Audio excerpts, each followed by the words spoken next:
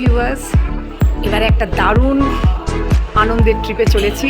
অনেক দিন পর আমার বন্ধুরা, যারা আমরা ইউজুয়ালি একসাথে ফরেন ট্রিপসগুলো করি, সেই সমস্ত বন্ধুদের সাথে আমি চলেছি মালয়েশিয়া ইন্দোনেশিয়া ট্রিপে।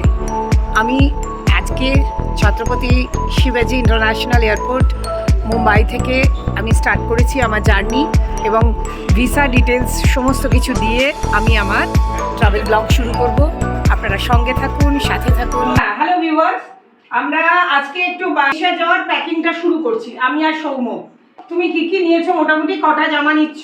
আমাদের অ্যাকচুয়ালি ট্রিপটা কত দিনের? আমরা বেরোচ্ছি হচ্ছে 12 তারিখ, তাই তো? রাত্রিরে বেরোবো। আচ্ছা। আর 21 তারিখ রাত্রিরে আসবো। আচ্ছা, 21 তারিখ মিডনাইট। তার মানে আমাদের টেন্টেটিভলি কদিন হচ্ছে?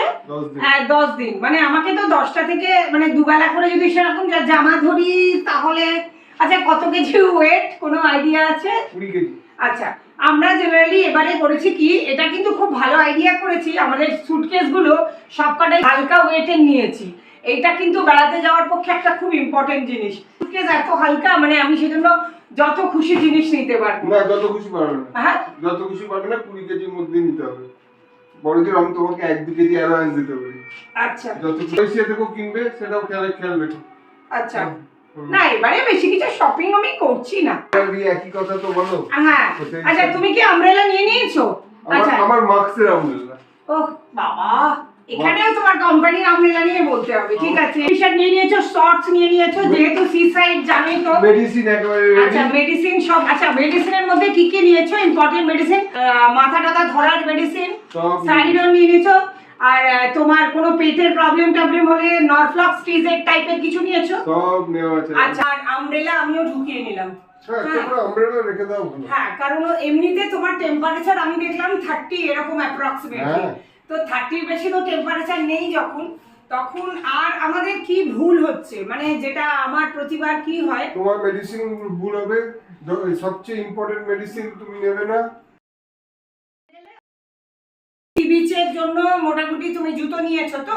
কারণ মেইনলি বেশিরভাগই বিচ ওয়্যারের লাগছে, আর একটা তোমার বিচ ওয়্যারের জন্যই যা লাগছে আমাকে, তাহলে আমি সেই মতো। আর আমরা এইবারে কোনো স্ন্যাক্স নিচ্ছি না। ডকুমেন্টস বলো কি কি ক্যারি করতে হবে? তো তোমার পাসপোর্টে এবার ভিসা অন অ্যারাইভ, আর তোমার ভিসা অন অ্যারাইভেলের জন্য আমাদের সমস্ত ভিউয়ার্সদেরই বলে দিচ্ছি, মালয়েশিয়া এবং ইন্দোনেশিয়া আমরা এই দুটো কান্ট্রি মোটামুটি দেখতে যাচ্ছি, তো দুটোতেই visa on arrival. Good evening viewers, welcome back to my channel moments and memories by Ananya থেকে। আমি অনন্যা। আমি এখন on the way to Mumbai airport. আমরা আজকে কুয়ালালামপুর ফ্লাইট ধরতে চলেছি, মালয়েশিয়া এবং ইন্দোনেশিয়ার ট্রিপ। আপনাদের সামনে আমি পরপর ব্লগে দেখাতে থাকবো। আপনারা সঙ্গে থাকুন, সাথে থাকুন, কোনো স্কিপ না করে আমার প্রতিটা ভিডিও দেখতে থাকুন। আমাদের ফ্লাইট ডিলেড। আর একটা ব্যাপার হলো কি, আজকে অনন্ত আম্বানি ও রাধিকার ওয়েডিং ডে, তো অলরেডি বারাতে নিকল গেয়া। তো বুঝতেই পাচ্ছেন মুম্বাইকার্সদের মোটামুটি কীরকম ট্রাফিকে পড়তে হচ্ছে। এবং আমার সঙ্গে যিনি চালাচ্ছেন তিনিও বেশ কায়দা করে রুটটা ঘুরিয়ে নিল, যাতে মোটামুটি আমরা বিফোর টাইম এবং সময় মতো পৌঁছে যেতে পারি एयरपोर्ट। हेलो भाई साहब, आपका शुभ नाम? मेरा हनुमंत। अच्छा, तो उनको पूरा आइडिया है कैसे जल्दी उधर पहुंच सकेंगे हम लोग। আমাদের ফ্লাইট টাইম হচ্ছে 11:30 ছিল বাটিক এয়ারলাইন্সের, আর এখন সেটা হাফ অ্যান আওয়ার ডিলেড হয়ে সেটা হয়েছে 11:55। তো আমরা এয়ারপোর্টে পৌঁছলে আরও আপনাদের বেশি আপডেট দিতে পারবো। মালয়েশিয়া যাওয়ার জন্য কয়েকটা যে ইনফরমেশান, মানে বেসিক ইনফরমেশান, সেগুলো আমি এয়ারপোর্টে পৌঁছে আপনাদের ডিটেলসে দেব। বারাতির জন্য হয়তো আমাদের ট্রাফিক সেই রুটটা ধরলাম না, কিন্তু মোটামুটি অফিস আওয়ার্সের আমরা ট্রাফিকটা দেখাচ্ছি। এটা তো খুবই নর্মাল ট্রাফিক ইন মুম্বাই। একটা কথা আপনাদের জানাই, এখনও প্রায় অলমোস্ট আমার 2 ঘন্টা লেগে গেছে। আমি এখনও এয়ারপোর্ট পৌঁছতে পারিনি, মুম্বাই ট্রাফিক কাটছি। আর আমার পুনে থেকে এয়ারপোর্ট লাগে 4 ঘন্টা, আমার কল্যাণীনগর থেকে। তো আপনারা বুঝতেই পারছেন আমি কিন্তু কল্যাণীনগর থেকে যতবার এয়ারপোর্ট ধরেছি আমার 3.5 ঘন্টাতেও মাঝে মাঝে অনেক সময় পৌঁছে দিয়েছি। মুম্বাইয়ের অবস্থা আর না বলে পারলাম না। আপনারা সবাই দেখুন, গাড়ি পুরো স্ট্যান্ড স্টিল, কোনো মুভমেন্ট নেই গাড়ির। তোমাকে এই ব্যাপারে সত্যি থ্যাঙ্কস না দিয়ে পারা যায় না, তার কারণ তুমি অলওয়েজ যে সব সময় আগে থেকে বাড়ি থেকে বেরো। বলো আজকে কিরকম আমরা অবস্থায় ফাঁসলাম। আজকে একটা এক্সেপশনাল ডে, তো সেই জন্য আরো আগে বেরোতে হয়েছে, কিন্তু সেটা নিউট্রালাইজ হয়ে যাচ্ছে যেভাবে লেট হচ্ছে। জানি না ঠিক মতো সময় পৌঁছতে পারবো কিনা। হ্যাঁ, তো আপনারা দেখছেন তো সৌম্য একটু টেন্সড হয়ে গেছে, যদিও টেন্সডের অতটা ইয়ে নেই। ইন্টারন্যাশনাল ফ্লাইটগুলো সবসময় বলে যে 3 ঘন্টা আগে এয়ারপোর্টে পৌঁছতে। ফাইনালি আমরা এয়ারপোর্ট এন্ট্রি নিচ্ছি। অল্প অল্প বৃষ্টিও পড়ছে।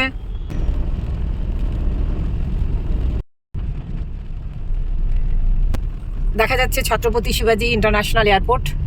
আমরা পৌঁছে গেলাম।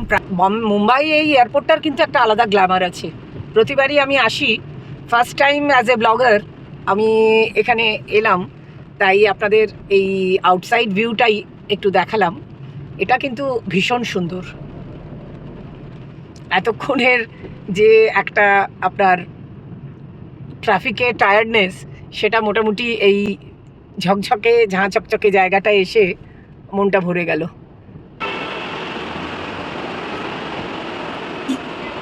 ডেস্টিনেশন এয়ারপোর্ট পৌঁছে গেলাম। আমরা এখন এয়ারপোর্ট গেটে এসে গেছি। এন্ট্রি নেব, পাসপোর্ট এবং ই টিকিট মোটামুটি আমরা বের করে ফেলেছি। সৌম্য চলো টিকিট চেক করে পাসপোর্ট দেখে ছেড়ে দিচ্ছে।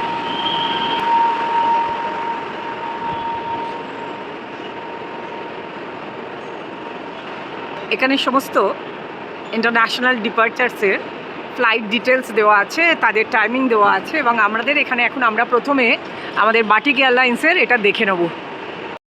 বাটিক এয়ারওয়েজে আমরা ওডি 216 এ ট্রাভেল করব। এখানে চেক ইন হবে 21 জে জোনে। জে জোন, আচ্ছা আমরা এখন বি, ওকে চলো জে জোনের দিকে আমরা এখন যাচ্ছি। লাগেজটা কি একটু বেশি হয়ে গেল? দেখুন আপনারা, আমার একটু বেশি লাগেজ সবসময় হয়, আমি একটু কম লাগেজ নিয়ে ট্রাভেল করতে পারি না বলে বদনাম আছেই। কুয়ালালামপুর একটা ব্যাপার আছে, সেটা হলো 20 কেজি এদের অ্যালাউন্স বাটিক এয়ারলাইন্স এবং সমস্ত জায়গা থেকে। আমরা মুম্বাই এয়ারপোর্ট থেকে ধরছি, ফ্লাইটে এরা কোনো রকম খেতে দেবে না, হচ্ছে যে এদেরও দরকার পড়বে না, কারণ আমরা এখানে ডিনার করে নিয়েই উঠে পড়বো। পুরো একদম ঘুমের টাইমেই আমরা এয়ারপোর্টে ট্রাভেল করছি, সেজন্য কোনো অসুবিধা হওয়ার কোনো প্রশ্নই উঠছে না। উঠেই ঘুমিয়ে পড়ব। আমি জানি না কোনো রকম স্ক্রিন আছে কি না, অনলি ম্যাপ দেখাবে না আমাদের কোনো মুভি টুভি দেখারও সুযোগ পাবো। যদিও মাঝরাত্রিরে মুভি দেখার আমার কোনো রকম শখও নেই। তো আর একটা ইনফরমেশন আপনাদের দিয়ে দিই, সেটা হলো মালয়েশিয়া কুয়ালালামপুর হচ্ছে মালয়েশিয়ার রাজধানী। আমাদের আইএসটি টাইম থেকে, মানে ইন্ডিয়ান স্ট্যান্ডার্ড টাইম থেকে এগিয়ে আছে ওরা 2.5 আওয়ার্স। এখনও পর্যন্ত কাউন্টার ওপেন করেনি, তার কারণ হচ্ছে ডিলেড আছে। স্টাফ এসে গেছে, চেকিং শুরু হবে এবার। আমরাই প্রথমে কিউতে দাঁড়িয়ে আছি। বিফোর চেকিং বাটিক এয়ারের কিছু রুলস অ্যান্ড রেগুলেশনস, রেস্ট্রিকশনস সেগুলো বলে দিচ্ছে আপনাদের। অবশ্য সব কটা এয়ারলাইন্সেই এই ধরনের থাকে, no power bank, battery items, checking লাগেজে দেওয়া যাবে না, সেগুলো সব হ্যান্ড লাগেজে নিতে হবে, ওরা বারে বারে বলে দেয়। আর ওই লিকুইডস এরকম অনেক রকমের জিনিস আছে, নাইফ যেগুলো কোনো রকম শার্প আইটেমস এবং ফায়ার যেগুলো থেকে হতে পারে, এই ধরনের কোনো জিনিস অ্যালাউড নয়। প্রথম থেকেই ওরা আগে থেকে রেস্ট্রিকশানগুলো বলে দেয়। তো এগুলো বেসিক সবাই জানে, তাই আমি এগুলোর ওপর বেশি ফোকাস করলাম না। কোনো শুরু হয়নি, তাই আমি ওয়েট করছি বলেই এত কথা বলছি। লাইনে দাঁড়িয়ে আছি এখনও পর্যন্ত, ওরা লোক এসে গেছে, এখনও কাজ শুরু হয়নি। 2024 এপ্রিল থেকে মালয়েশিয়া ঢোকার জন্য আর ভিসা লাগে না। অনলাইনে MDAC বলে একটা ফর্ম ফিল আপ করতে হয়। MDSC is an essential document to clear immigration on arrival. Finally boarding pass পেয়ে গেলাম। ট্রেনে রেজিস্ট্রেশন করতে হলো, ওরা খুবই হেল্প করলো। বাটিক এয়ারলাইন্সের একটি ছেলে পুরো প্রসেসটা দেখিয়ে দিল। স্ক্যান করলাম প্রথমে গুগলে গিয়ে, সেই স্ক্যান করার পরে পুরো স্টেপ বাই স্টেপ পুরো নিজের ডিটেলস, আমার পাসপোর্ট, ইমেল আইডি সমস্ত কিছু ডিটেলস দিয়ে দিলাম। ফিল আপ করার পরে আমরা মালয়েশিয়ার এয়ার টিকিট এবং কুয়ালালামপুরে কোথায় হোটেলে স্টে করছি সব ডিটেলস দেওয়ার পরে মালয়েশিয়ান ডিজিটাল অ্যারাইভাল কার্ডটা পেয়ে গেলাম। ভেরি ইজি প্রসেস, শুধু একটু আমরা টাইম লাগলো করতে। তো ওরা এত হেল্প করলো, কোনো অসুবিধাই হলো না। সিকিউরিটি চেকের দিকে এগিয়ে চললাম। সিকিউরিটি চেক করা হয়ে গেলেই আমাদের গেটের কাছে পৌঁছে যেতে পারবো।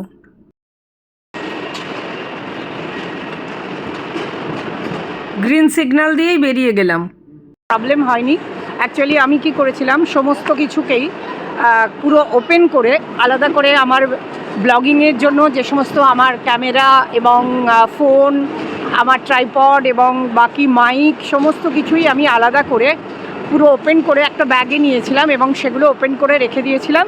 এবং আর সমস্ত ডকুমেন্টস যেগুলো যা যা জিনিস ছিল সবই আমার ক্লিয়ার করে ওদেরকে শো করে দিয়েছিলাম। তার ফলে আমার কোনো প্রবলেমই হয়নি, আমাকে দাঁড়াতেও হয়নি। একদম সিকিউরিটি চেক স্মুথলি আমরা ক্রস করে গেলাম। Soumya, please appreciate me because as a travel blogger first time I am travelling, আমাকে একটুও সিকিউরিটি চেকে কোনো কিছু হ্যারাস করেনি, একদম কোনো প্রশ্নই নেই। সৌম্য প্রতিবার বলে এই তোমার গয়না, এই তোমার সাজগোজের জিনিস, এই তোমার ইলেকট্রনিক, হ্যাঁ সেটাই আমি ভিউয়ার্সদের আপনাদের সবাইকেই বলে দিচ্ছি যে যদি আপনি সব কিছু ওপেনলি রেখে দেন তো তাদের পক্ষে সিকিউরিটি চেকেরও কোনো প্রবলেম তাতে ওরাও কোনো ফেস করে না। আমরা এবার ফাইনালি ঢুকে গেলাম। সৌম্য ঢুকছে ইমিগ্রেশনে, আমি পেছনে, এরপরে আমি যাব ইমিগ্রেশন হয়ে গেল, এবার ডিউটি ফ্রি, তারপর ডিনার। ডিউটি ফ্রি শপের এখানে চলে এলাম। সবসময় মুম্বাই ডিউটি ফ্রি দুর্দান্ত। ও প্রথমেই ট্যানেলে সব পেয়ে যাচ্ছি, কিন্তু সৌম্য দেখতে দেবে না। এখন আমরা অলরেডি রানিং লেট। কারসি বারবার বলছি, মুম্বাই ট্রাফিক।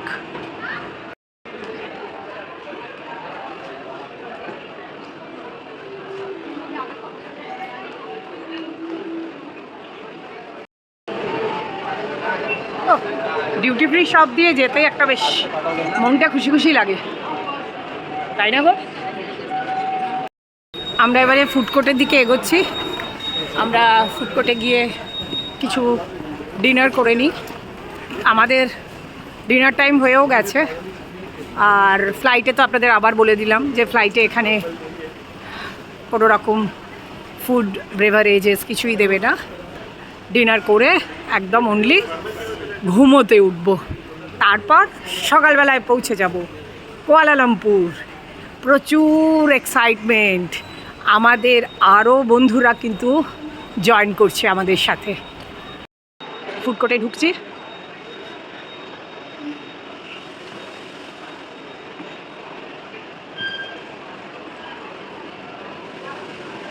এদের লাউঞ্জটা বেশ ভালো, খুবই সুন্দর।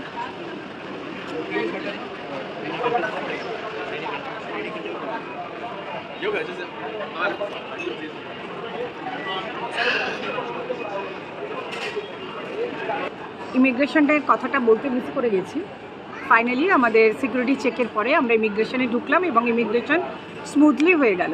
কিছুই দেখলো না, অনলি পাসপোর্ট এবং টিকিটস দিলাম, বোর্ডিং পাস দিলাম এবং আমরা ভেকেশনে যাচ্ছি, কবে যাচ্ছি, কোথায় কোথায় যাচ্ছি, জাস্ট আমাদের একটা এমনি রুটিন একটা এনকোয়ারি করলো। আমরা বেরিয়ে পড়লাম, তারপর একটু ডিনার করছি এখন। আর ডিনারে বেশি কিছু করলাম না, আজকে একটু কেএফসির ওপর ফোকাস করলাম। অনেক দিন কেএফসি খাইনি আমি, তো কেএফসি এবারে সৌম্য গেছে, দেখি কিছু নিয়ে আসে। বাহ, কি সুন্দর ভিউটা।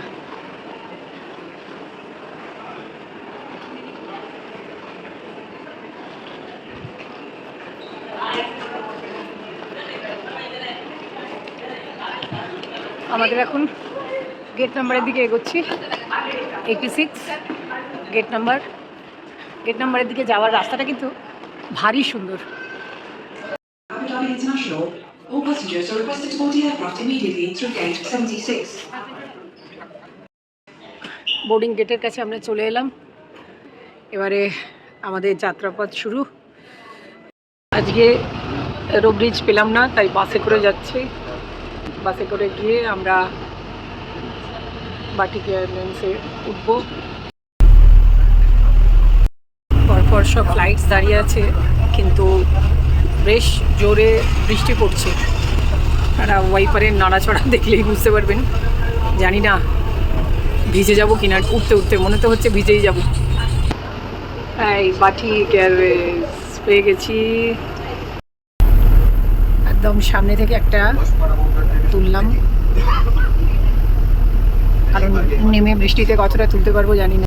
আজকের ব্লগ আমি এখানেই শেষ করছি, সঙ্গে থাকুন। একটা কথা ভিউয়ার্স, আপনাদের বারবার মনে করিয়ে দিই, আমি কিন্তু একটু ব্লগ ছাড়তে দেরি হবে, তাই প্রথম দিকে আমি আপনাদের ছোট ছোট ইন্ট্রো দিতে থাকবো যেখানে যেখানে ঘুরছি, তারপর ফুল ব্লগ আমি দেশে ফিরে দেব। অপেক্ষায় থাকুন। ফ্লাইটে উঠছি।